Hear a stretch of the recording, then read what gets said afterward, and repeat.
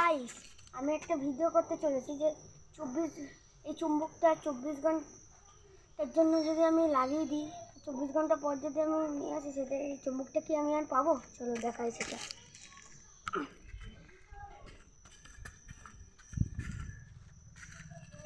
Guys, আমি এখন এখানে চুম্বকটা লাগাতে চলেছি এই পজিশনে।